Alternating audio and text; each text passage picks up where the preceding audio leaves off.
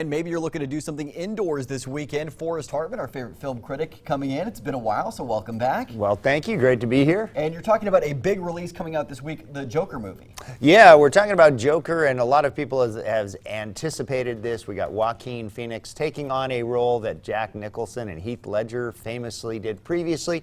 But in this one, the Joker gets his own film. I mean, this is all about him. We see, not to give you a spoiler, Batman in the film, but only in passing, and it's really not about Batman.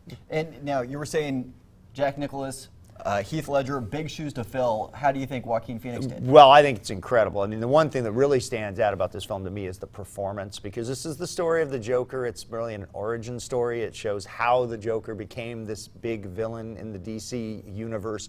And it's an extraordinary performance by Joaquin Phoenix. I mean, I could even see him getting an Oscar nomination for this type of role. And that's something you don't always hear about these types of movies, these comic book inspired movies, but you and I were talking before the break, or during the break, this is probably not something you want to take your kids to see. No, I mean, this is an R-rated film, and it deserves to be an R-rated film. There are some gruesome bits of violence in this, which is, I mean, not surprising if people really look at the history of this character.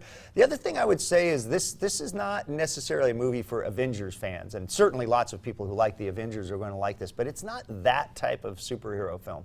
There's not much comedy in it. It is gritty. It's dark. I would liken it more to a film like Silence of the Lambs than I would most of the superhero films that we've seen out there. Yeah, and so this is something that, again, don't take your kids to this. No. This is a very grown-up type of film, and I know that people see something that comes out inspired by comic books and they think, oh, this is a good thing for the kids.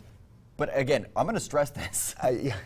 Don't. Hey, this is less comic booky than, say, Deadpool, which I would say, hey, you probably don't want to take the kids to that because of the overt R rating, but it's R rated in a different way. Like I said, I think Silence of the Lambs, a movie like that, is a nice description. It's an overtly political film, not meaning you have to be liberal or conservative to enjoy it, but it wants us to think about things like treatment of the mentally ill, social inequality, big issues. So it's a deep film, and director Todd Phillips really explores them. Okay, well, 1 out of 10, what did you think?